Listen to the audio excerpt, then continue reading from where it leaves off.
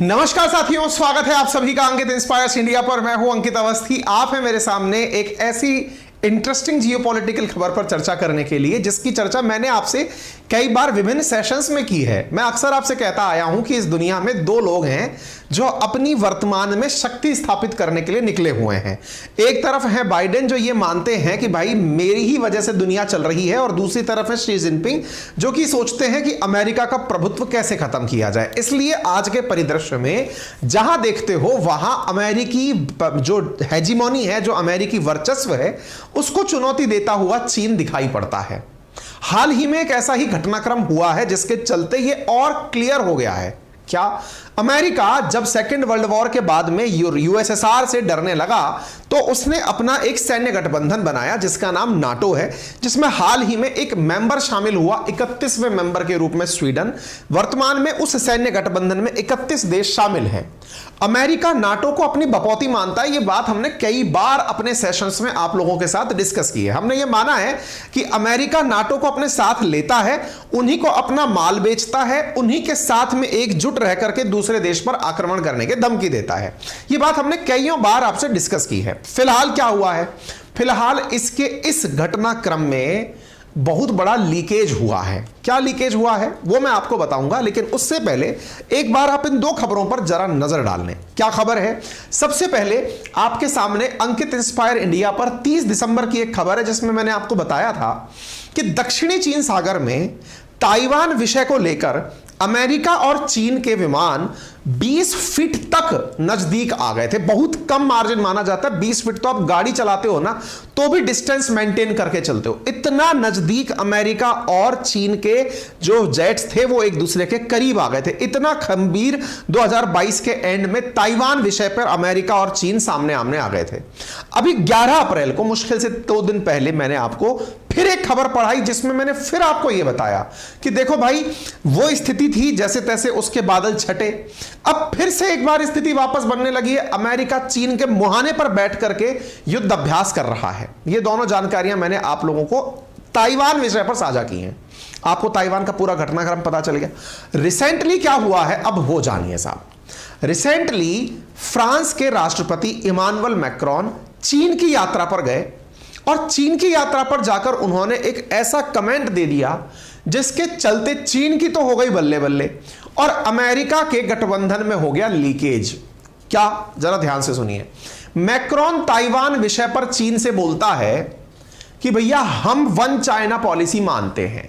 One China policy का मतलब क्या हुआ?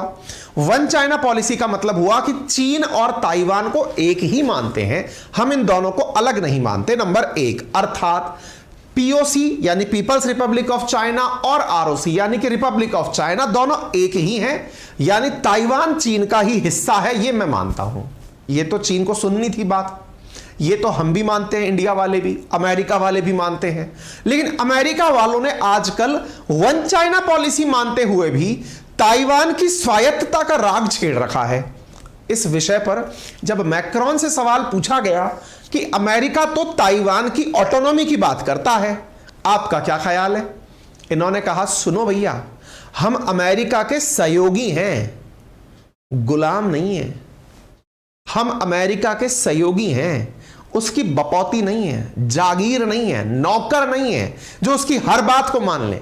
इसका मतलब यह हुआ कि इस पूरे विषय के अंदर जो मसला निकलकर आया, जब मैक्रोन से सवाल पूछा गया, जब इस पूरे विषय के ऊपर जब सवाल निकलकर आया, तो दुनिया भर के अखबारों की खबर बन गया कि being ally doesn't mean being vassal, यानी कि सहयोगी होने का मतलब यह नहीं होता कि हम किसी की जागीर, नौकर या सर्वेंट हो जाएं।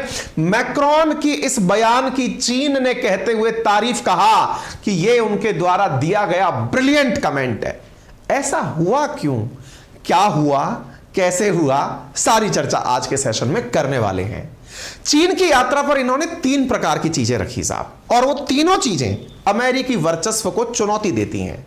एक एक करके तीनों के बारे में बता देता हूं। नंबर 1, आपने ये खबर देख ली कि साहब हम उसके गुलाम नहीं हैं। दूसरा, फ्रेंच प्रेसिडेंट मैक्रोन चाइना के शी जिनपिंग से कहते हैं कि आप रशिया को समझाकर यूक्रेन क्राइसिस खत्म करवा दीजिए।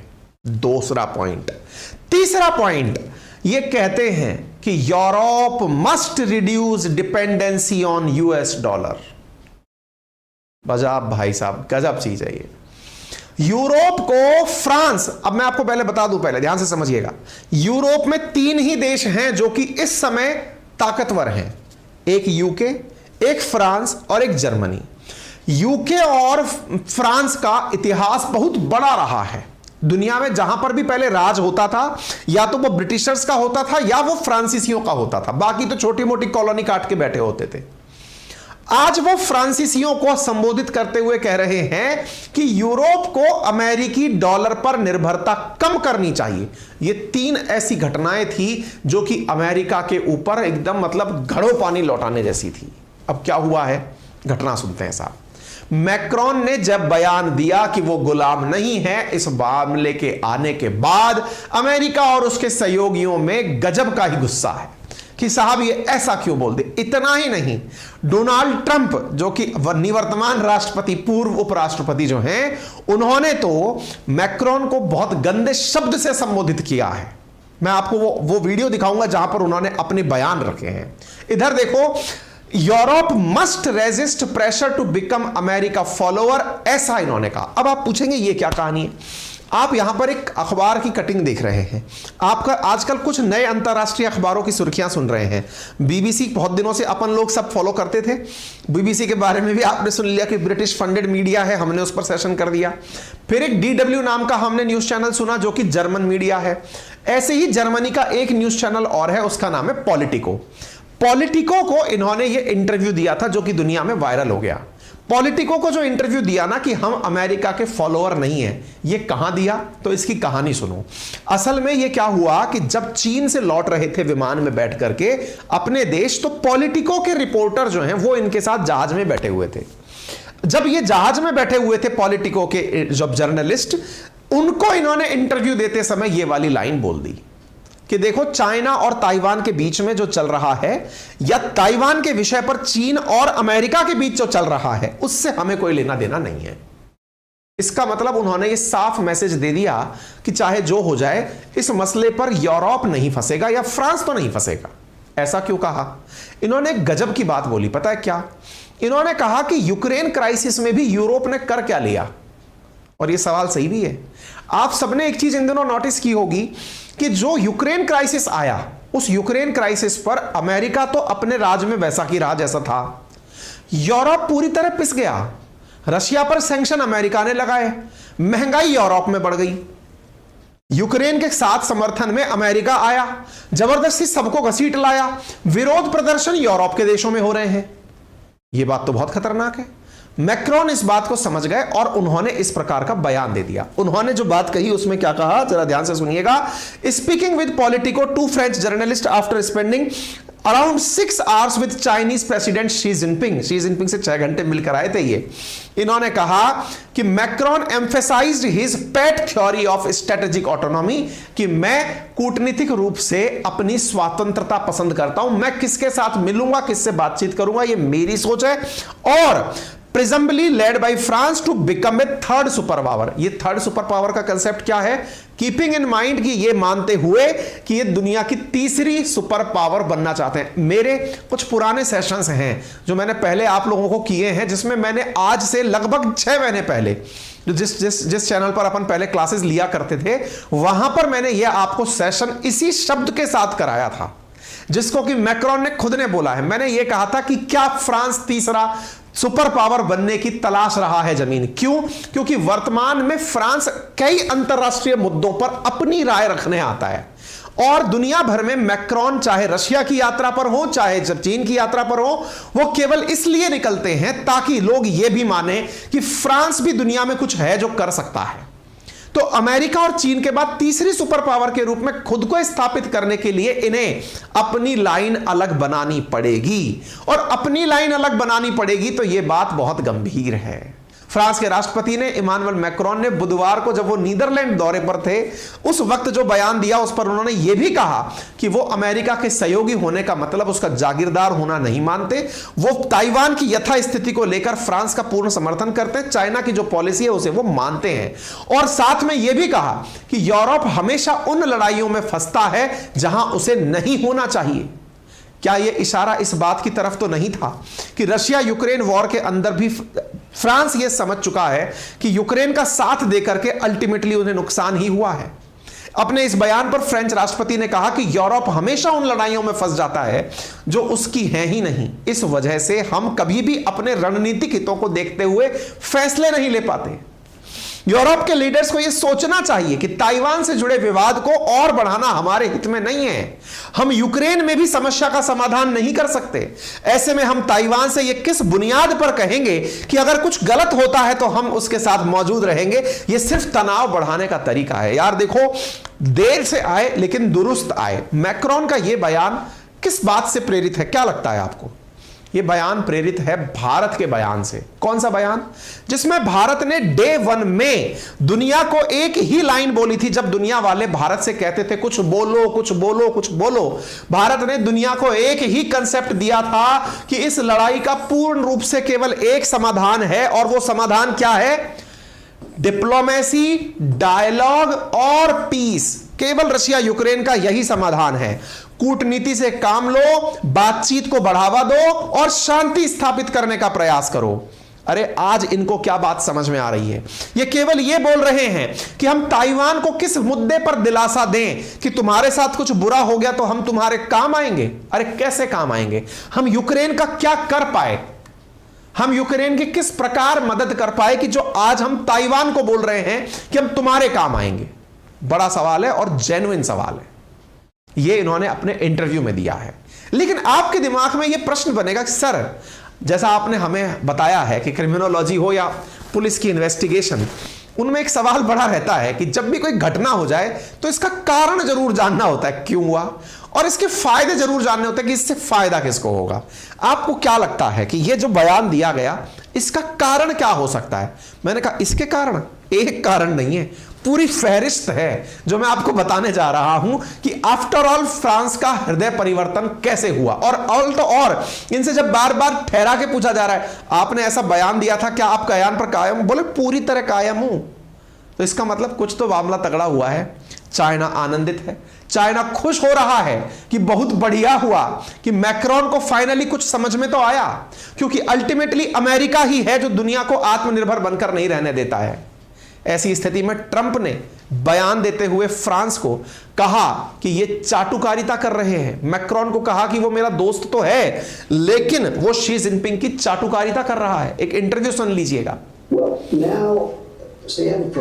You got this crazy world that's blown up and the United States has absolutely no say, and Macron, who's a friend of mine, is over with China kissing his ass, okay, in China. Cheesing his ass. China. You take a look at Saudi Arabia. Look at what happened. They're great people. They wanted to help us. He goes over, gets a fist bump. You know what a fist bump means? Don't shake my hand because your hand's dirty. याद है कुछ घटना आपको ये वाली? Trump चूंकि इन दिनों case porn star वाला चक्कर चला था जिसके चलते वो अरेस्ट के नजदीक पहुंच गए थे, अब ट्रंप दोबारा आने की तैयारी कर रहे हैं 2024 के इलेक्शन में, और वो ये लोगों को बता रहे हैं बार बार क्या कि आप देखिए अमेरिका किस तरह से अपना प्रभुत्व खोता जा रहा है। इनका कैंपेन अगर आपको याद हो तो ये उस समय भी यही डिमांड करते थे कि अमेरिका को फिर से महान बनाना है। ट्रंप का यही तो स्ट्रेटजी था ना। तो ट्रंप कह रहे हैं कि मेरा दोस्त फ्रांस आज जाकर के शी जिनपिंग के साथ चाटुकारिता कर रहा है। सऊदी अरब जो कि बहुत अच्छे लोग हैं वो बाइडेन के साथ हाथ भी नहीं मिलाते क्योंकि तुम्हारे हाथ गंदे हैं। फिस्ट बॉम्ब याद होगा आपको, ये वो वाली बेइज्जती है जब बाइडेन ओपेक कंट्रीज को मनाने सऊदी के पास आए थे और कहा था कि मैं आप लोगों के ऊपर लगे हुए तमाम आरोप मिटा दूंगा लेकिन एक बार के लिए ऑयल प्रोडक्शन जो है वो शुरू कर दो, लेकिन सऊदी नहीं झुका। कुछ याद होगा आप लोगों को कहानियां। इसका मतलब यह है कि दुनिया पूरी तरह से फ्रांस सऊदी के बदले इस व्यवहार से आशंकित तो है, सवाल दिमाग में रखकर तो बैठी है कि आफ्टर ऑल ये सब बदलाव हुआ कैसे। आज के सेशन में और ज्यादा ये तो आपने घटना जान ली, अब इसका कारण जानेंगे, लेकिन उससे पहले आपको एक जरूरी जानकारी बताते हैं। जरूरी जानकारी क्या है? जरूरी जानकारी है हमारे अपने एप्लीकेशन के बारे में, जिसका लिंक हमने कमेंट बॉक्स में पिन किया हुआ है।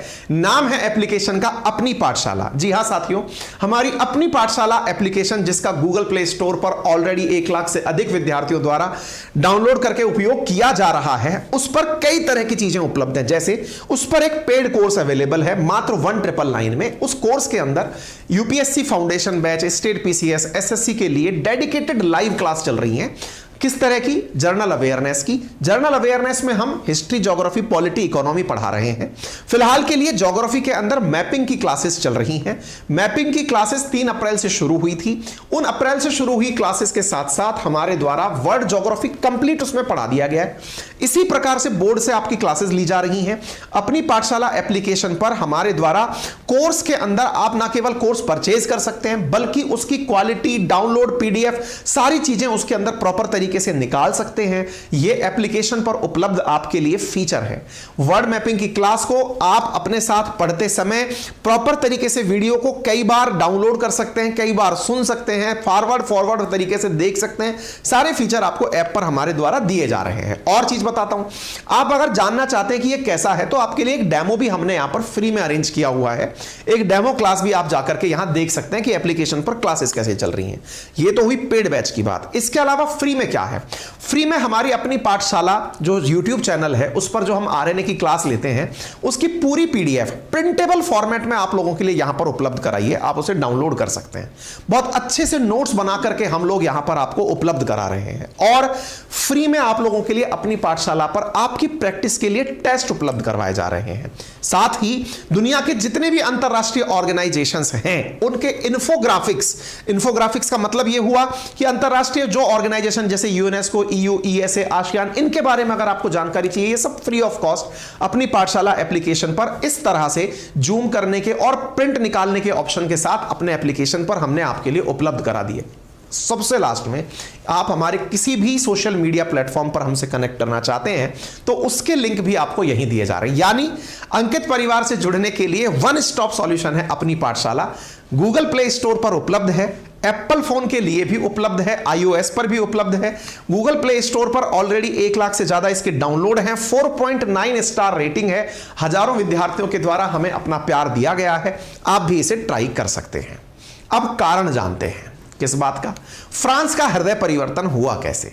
हृदय परिवर्तन के लिए कहते हैं साहब, जिस आदमी को उम्मीद ना हो उसे उससे बढ़कर इज्जत दे दो तो उस इज्जत में बहाव बिहोर हो जाता है। मतलब इतनी इज्जत कि फ्रांस के राष्ट्रपति इमानुएल मैक्रोन समझ ही नहीं पाए कि इतने दिन से वो किसके साथ थे। मतलब क्या? आइए बताता हूं। आप यहां पर इस तस्वीर को जरा ध्यान से देखें। शी जिनपिंग और इमानुएल मैक्रोन आपको एक साथ दिखाई पड़ रहे हैं। यह क्या चीज है पता है? बताते हैं। शी जिनपिंग जब मैक्रोन जब शी जिनपिंग से मिलने पहुंचे तो इनका भाई साहब रेड कारपेट पर बिछाकर भव्य स्वागत किया गया। हालांकि ये अपने साथ में उर्सुला वॉन डेन को भी लेकर गए थे। उर्सुला वॉन डेन कौन? यूरोपियन यूनियन की जो हेड हैं, यूरोपियन यूनियन की जो प्रेसिडेंट ने, उनको भी लेकर गए थे। लेकिन इनको कोई इज्जत नहीं दी गई, कोई कारपेट वारपेट कुछ नहीं। और मैक्रोन को शी जिनपिंग ने फुल इज्जत दी। तस्वीर देखिए। दुनिया में इज्जत से बहुत कुछ लिया जा सकता है भाई। सऊदी ने ऐसे चीन को इज्जत दी थी। ये देखिए मैक्रोन और शी जिनपिंग, ये चीनी सेना फ्रांस के साथ में कदम ताल करते हुए, फ्रांस के राष्ट्रपति को सम्मानित करते हुए। इतनी कल्पना नहीं थी फ्रांस को कि मुझे इतना सम्मान मिल जाएगा। दूसरी बात, पहले तो सम्मान ने कर दिया कांड। दूसरी कहानी क्या है? आपको याद है कुछ दिनों पहले मैंने आपको ऑकुस डील के बारे में बताया था। ऑकुस, ऑस्ट्रेलिया, यूके, यूएस। असली जो मिर्ची लगी है ना फ्रांस को, वो इस डील से लगी है। देखो, इस बात को अच्छे से दिमाग में बिठा लो कि इस दुनिया में बड़ा बनने का जो तरीका है वो है वेपन बेचो और बड़े बनो। वेपन बेचने के लिए कौन कौन से देश आगे आते हैं? तो दुनिया के अंदर वेपन विक्रेताओं में अमेरिका और रशिया कंपटीशन में रहते हैं, लेकिन उनके पीछे पीछे ही फ्रांस भी अपने आप को लेकर चलता है। फ्रांस ने हाल ही में एक ऐसी ही घटनाक्रम के कारण बहुत बड़ा नुकसान उठाया है। क्या, बताता हूं। आपको याद है एक ऑकुस करके डील है, और अगर नहीं पता है तो जो अपनी पाठशाला अपना यूट्यूब चैनल है उस पर हमने आज से 4 वीक पहले ऑकुस डील कवर करते हुए सेशन किया था अपने आरएनए के अंदर, जिसमें यह बताया था कि फ्रांस ने once upon a time Australia को $50 बिलियन का एक कॉन्ट्रैक्ट के तहत सबमरीन बनाने का ऑर्डर लिया था। ऑस्ट्रेलिया को सबमरीन की जरूरत थी। सबमरीन पानी के अंदर डूबकर चलने वाला जहाज, पनडुब्बी जिसे आप कहते हैं, उसको बनाने के लिए $50 बिलियन का कॉन्ट्रैक्ट फ्रांस के साथ हुआ था। फ्रांस के साथ हुए ऑस्ट्रेलिया के इस कॉन्ट्रैक्ट को यूके और यूएस ने मिलकर तोड़वा दिया। यूके और यूएस ने सीक्रेट टॉक करके फ्रांस के साथ ऑस्ट्रेलिया का डील तोड़वा के ऑस्ट्रेलिया को अपने साथ जोड़ लिया और गठबंधन बनाया ऑस्ट्रेलिया, यूके और यूएस, जिसे ऑकुस कहा जाता है। इससे परेशान होकर इमानुएल मैक्रोन ने तब भी कहा था कि यह पूरी तरह से हमारे साथ किया गया धोखा है। मेरे साथ चल रही डील को तोड़वा के तुम लोगों ने अपनी डील कर ली, यह मेरे साथ हुआ सरासर एक धोखा है।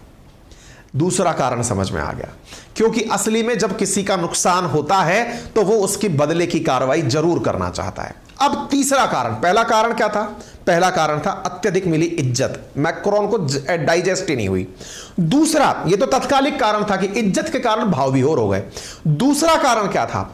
ऑकुस के अंदर जो इनको धोखा मिला था उससे ये पूरी तरह खार खाए बैठे थे कि जिस तरह तुमने मेरी डील तोड़वाई ऐसे तुम्हें भी मैं कहीं ले जाकर पटक नहीं दूंगा। तो वो ताइवान का मुद्दा है, जहां तुम ले जाकर जहाज टकराने पहुंच जाते हो मैं वहां जाकर तुम्हें मारूंगा। तो ये दूसरा कारण है। तीसरा कारण क्या है? बाइडेन वह दिखाई दे रहे हैं, जो दिखाई नहीं दे रहा है वो है नाटो का चीफ। असल में बाइडेन कहिए या अमेरिका कहिए, उनके कहे अनुसार नाटो काम करता है, नॉर्थ अटलांटिक ट्रीटी ऑर्गेनाइजेशन, जो कि एक सैन्य गठबंधन है। अमेरिका द्वारा सेकेंड वर्ल्ड वॉर के खत्म होने पर यूएसएसआर से उत्पन्न हुए डर को काउंटर करने के लिए एक गठबंधन बनाया गया था, जिसमें फ्रांस, जर्मनी, यूके सब शामिल किए गए थे, जो सेकेंड वर्ल्ड वॉर के अंदर मतलब एक तरह से वो राष्ट्र शामिल किए गए थे जिन्हें यूएसएसआर का डर दिखाया गया था। यूएसएसआर तो 1991 में ही 15 देशों में टूट गया, जिनका सबसे बड़ा देश रूस बना, लेकिन नाटो आज तक चल रहा है और यह सैन्य गठबंधन लगातार तरक्की करता जा रहा है। इसी सैन्य गठबंधन में शामिल होने की यूक्रेन की डिमांड के चलते रशिया ने यूक्रेन के ऊपर हमला किया था। ऐसी स्थिति में फिलहाल जो नाटो के कारण स्थिति बिगड़ी है उसे आप यहां देख सकते हैं। स्थिति क्या है? फ्रांस के अंदर डेमोन्स्ट्रेटर्स यानी कि प्रदर्शनकारी डिमांड क्या कर रहे हैं कि फ्रांस को नाटो से बाहर आ जाना चाहिए। मजाक नहीं चल रहा है भाई। मैं कहता हूं ना, हर घटना के पीछे कोई कारण होता है, कारण कोई बहुत बड़ा है भाई। तात्कालिक रूप से तो इज्जत मिल गई, ये बिल्कुल वैसे हुआ। आप बहुत दुखी थे, बहुत जबरदस्त दुखी थे, अंदर ही अंदर घुट रहे थे, किसी ने सर पर हाथ लगा के बस पूछ लिया, बेटा क्या बात हो, आजकल बड़े उदास दिख रहे हो, बस अश्रुधारा शुरू हो गई। एग्जैक्टली ऐसा इसके साथ मैक्रोन के साथ हुआ। इतने दिन से भरा बैठा था ये गले गले तक, कैसे डील छिन गई। नाटो के कारण पूरे देश में झंडे उठ रहे हैं कि नाटो से बाहर निकलो। इसने कहा अब मौका, इज्जत मिल गई, अब मैं बस बोल दूंगा। नाटो से बाहर निकलने का फ्रांस में डेमोन्स्ट्रेशंस चल रहे हैं, आप इधर देख सकते हैं। लोग यहां पर नारे लगा रहे हैं, let's get out of NATO, हमें नाटो से बाहर निकलकर आ जाना चाहिए। और तो और इमैनुअल मैक्रोन के खिलाफ जो लास्ट टाइम चुनाव लड़ी थी ना मैडम, उन मैडम ने इन दिनों इमैनुअल मैक्रोन के खिलाफ झंडे उठा रखे हैं। और वो क्या कह रही हैं? President Emmanuel Macron must resign, they criticised his government for supplying weapon to Ukraine. Ukraine को तुम वेपन दे रहे हो, इस कारण से हमारे देश में एनर्जी क्राइसिस आया, लोगों के ऊपर खर्चे बढ़ गए, लोगों के जो खर्चे थे वो बहुत ज्यादा इंक्रीज हो गए। ये आज तक नहीं हुआ। ऐसा कौन बोल रहा है? मराइन ले पेन, जो कि सेकंड रनर अप रही थी, यानी कि राष्ट्रपति के चुनाव में मैक्रोन के जस्ट बाद जो रही थी वो ले पेन थी, अदरवाइज यही राष्ट्रपति बनती। ले पेन का अगर अगली बार चुनाव जीतना हो गया तो नाटो से फ्रांस का निकलना तय हो गया, क्योंकि ये तो खुद कहलवा रही हैं लोगों से कि let's get out of NATO. इसका मतलब ले पेन जो है वो मैक्रोन से ये चाहती हैं कि मैक्रोन नाटो छोड़े, यही तो प्रेशर बना रही हैं। नाटो से निकलना फ्रांस की मजबूरी बन जाएगा, क्योंकि इनके देश के हालात सही नहीं है। कैसे? इनके यहां एनर्जी प्राइसेस आसमान छू रहे हैं। मैं आपको डेटा दिखाता हूं, यह है वॉर के कारण, रशिया यूक्रेन वॉर के कारण जो इंपैक्ट आया ना फ्रांस के ऊपर, आप उसे नोटिस करिए। फ्रांस 2019 के अंदर जो अपने ऊपर जीडीपी ग्रोथ रेट देखता था, कोरोना काल में 1.9% की थी। 2020 में इसकी ग्रोथ रेट माइनस में चली गई। 2021 में जब स्थितियां खुलने लगी, इनकी ग्रोथ रेट 6.8 के हिसाब से बढ़ी, लेकिन फिलहाल इनकी ग्रोथ रेट 2.5% के हिसाब से बढ़ रही है भाई। यदि ये हालात हैं फ्रांस के कि इनकी इकोनॉमी में ग्रोथ रेट कम हो रही है, महंगाई आसमान छू रही है। देखिए, डेवलप्ड कंट्रीज की एक सबसे बड़ी विशेषता बताता हूं, इनके यहां महंगाई आसमान नहीं छूती है। इनके यहां महंगाई जो है वो 1-2% के आसपास रहती है। आप इतिहास देख लें, 2015 में 0.09% महंगाई, 0.31% महंगाई नहीं ज्यादा बढ़ती इनके यहां पे। आप लेकिन 2022 को उठाकर देखें, जब रशिया यूक्रेन कॉन्फ्लिक्ट चला, इनके यहां महंगाई 4% पार कर गई। इंडिया के अंदर मतलब 4+-2 है, यानी 2 से लेकर 6% तक हम महंगाई बढ़ाने की कल्पना करते हैं, इनकी महंगाई 4% से ज्यादा बढ़ गई भाई। ये जो महंगाई इनके यहां बढ़ी, इस महंगाई की वजह से प्रोटेस्ट तो होने ही थे। Russia war of aggression against Ukraine continue to create serious headwind of global economy, ऐसा ओईसीडी के हेड ने भी कह दिया, जिसका मुख्यालय पेरिस में है। यूएस ने फिर एक काम लगे में लगा और कर दिया। यूक्रेन वॉर के कारण महंगाई आई थी, यह समझ में आ गया। यूएस ने हाल ही में दुनिया को क्या चेतावनी देते हुए कहा कि जिस तरह यूक्रेन वॉर के कारण दुनिया में संकट उत्पन्न हुआ है, ताइवान वॉर के कारण तो और बड़ा संकट उत्पन्न होगा। तो अरे भाई, तो कोई खुद जाकर क्यों मरना चाहेगा? यूएस वॉर में यूरोप, एक conflict over Taiwan could cause a global economic shock. तो भाई मैक्रोन ने पहले ही साइड कर लिया अपने आप को कि भाई तुम लड़ो यूक्रेन वॉर, अपन नहीं लड़ रहे। यूक्रेन वॉर में तुम्हारे साथ हैं क्योंकि सब काम एंड कर लिए, ताइवान में साथ नहीं जाएंगे तुम्हारे। इस कारण से, क्योंकि जब अमेरिका इस तरह की बात बोलता है, ताइवान मसले पर फ्रांस अपने आप को साइड कर लेता है। करे भी क्यों ना, क्योंकि असल मायने में दुनिया को भी पता है कि अगर चीन ने ताइवान पर हमला किया और युद्ध की स्थिति बनी तो दुनिया में बहुत बड़ा संकट उत्पन्न होगा। कारण, आज दुनिया की जितनी भी गाड़ियां, जितने भी मोबाइल चल रहे हैं, उनमें 65% जो चिप लगी है ना, अपने मोबाइल की ताकत या गाड़ी की जो ऑटोमेटिक ताकत जो भी है, वो चिप बेस्ड है। और उस चिप का सबसे बड़ा निर्यातक ताइवान है। 65% दुनिया की चिप ताइवान बनाता है। आप इससे अंदाजा लगाइए कि दुनिया की अगर जीडीपी की कैलकुलेशन की जाए तो रशिया यूक्रेन की मिलकर जीडीपी 1.7 ट्रिलियन डॉलर है। ताइवान अकेले की 650 बिलियन डॉलर है। यानी ताइवान अपने आप में एक बहुत बड़ा इकोनॉमी है। ऐसी स्थिति में अगर वॉर हुआ, चाइना तो अल्टीमेटली बड़ा है ही, सेकंड वर्ल्ड पावर है, लेकिन ताइवान जो है वो हल्का देश नहीं है। और अगर देश से मतलब देश बोलना भी अपने आप में कन्फ्लिक्ट है, वन चाइना पॉलिसी इंडिया भी मानता है। तो ऐसी स्थिति में इस पर अगर वॉर क्रिएट हुआ तो इंपैक्ट भी कुछ इस प्रकार से होगा, दुनिया के ऊपर वर्ल्ड ऑर्डर पर बड़ा नुकसान पहुंचेगा। इन सब बातों का संयुक्त प्रभाव यह पड़ता है कि ताइवान के मसले पर फ्रांस पहले ही अपना स्टैंड क्लियर कर दे तो संभव है कि जो थर्ड विश्व युद्ध की अपन कल्पना करते हैं कि अगर यही सब चलता रहा तो थर्ड वर्ल्ड वॉर हो जाएगा, उसके बादल शायद थोड़ी देर से मंडराएं। अब बात करते हैं डॉलर के प्रति खफा होने की, तो कारण जान लीजिएगा। न्यूयॉर्क टाइम्स की आप खबर देखते हैं, the dollar is strong, that is good for the US but bad for the world. Dollar का मजबूत होना, क्योंकि डॉलराइजेशन की जो प्रक्रिया है ना, वो अमेरिका के द्वारा स्थापित की हुई प्रक्रिया है। ब्रेटन वुड सम्मेलन में जब आईएमएफ और वर्ल्ड बैंक दुनिया को अमेरिका दे रहा था, उस समय डॉलर भी साथ साथ दिया। डॉलर महान कैसे बना, यह भी हमने आपको कई बार अपने सेशंस में समझाया है। ऐसी स्थिति में अमेरिका का डॉलर मजबूत होता है तो यूरोप हो या दुनिया का कोई और देश हो, उसे बड़ा नुकसान होता है, क्योंकि दुनिया की एक्सचेंज रेट डॉलर के हिसाब से सेट होती है। ऐसी स्थिति में दुनिया में जब रशिया यूक्रेन कॉन्फ्लिक्ट शुरू हुआ तो यूरोप को भी डॉलर के मजबूत होने का नुकसान हुआ। और उस मजबूती के कारण इतने सारे देश जो रूस से तेल मंगाया करते थे, उनको डॉलर के दाम बढ़ने से अपने यहां एनर्जी क्राइसिस देखना पड़ा। आप देख सकते हैं फ्रांस का जो रूस के साथ व्यापार था वो बिलियंस ऑफ डॉलर में हुआ करता था, लेकिन वो वर्थलेस हो गया। फायदा किसको हुआ? अमेरिका को। क्यों? जिसके पास एनर्जी की कमी है, एनर्जी अमेरिका देगा। जिसके पास वेपन की कमी है, वेपन अमेरिका देगा। जब सब कुछ ही अमेरिका देगा तो बाकी लोग तुम्हारे साथ टीम में क्या कर रहे हैं? या तो तुम्हारी साथ टीम में जो और देश खड़े हैं उनको तुम अपने हिस्से से एनर्जी मुफ्त में दो, या उनकी सहायता करने के लिए साथ में आओ, एनर्जी बेच के पैसे भी तुम करो। यानी ऐसा कैसा साथ है भाई कि तुम अपने सहयोगी से भी पैसे ही वसूल रहे हो? यह दुनिया के लिए सबसे बड़ी खतरे की चीज है। और यदि यही चीज निकल कर आई है तो शायद इमानुएल मैक्रोन का कहना एकदम सही रहा होगा। बाकी आपकी क्या राय है? आपकी राय जानने के लिए हम पूरी तरह तत्पर हैं। सेशन पसंद आया हो तो आपसे छोटी सी गुजारिश है कि वीडियो के नीचे राइट हैंड साइड पर एक कॉर्नर में बटन दिया हुआ जिसपे सब्सक्राइब लिखा हुआ है, जिसको दबाने का कोई चार्ज नहीं लगता। फायदा हमें यह होता है कि जब भी भविष्य में हम आए और आपने अगर उसे नहीं क्लिक किया हुआ है तो आपको सूचना हमारे आने की मिल जाती है। दूसरी बड़ी बात, आप ऑलरेडी सब्सक्राइब कर रखे हैं, बड़ी मात्रा में आप हमारे साथ लाइव उपस्थित हुए हैं, तो वीडियो को लाइक भी कर दीजिए ताकि वीडियो रिकमेंड होता है। उससे यूट्यूब को लगता है कि हाँ, यहां पर कुछ कॉन्क्रीट चीज दी गई है। साथियों से जरूर साझा करें, क्योंकि हमने जो आपको जानकारी अभी दी है वो अच्छी मेहनत से तैयार करके निकाली है। अगर आपको वर्थ लगता है तो प्लीज इसे शेयर भी करें। फिलहाल के लिए इतना ही। अगर जानकारी पसंद आई हो तो धन्यवाद।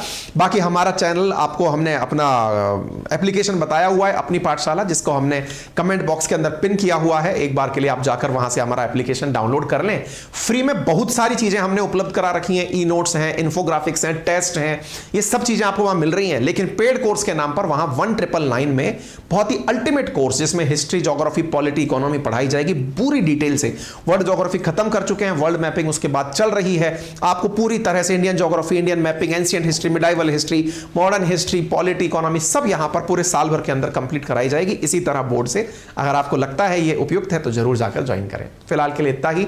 हमको किसी प्रकार से कनेक्ट करने के लिए हमारी टेक्निकल टीम को इन नंबर्स पर आप कॉल कर सकते हैं, सुबह 8 से लेकर के रात 8 बजे तक। आपका समय शुभ हो। धन्यवाद।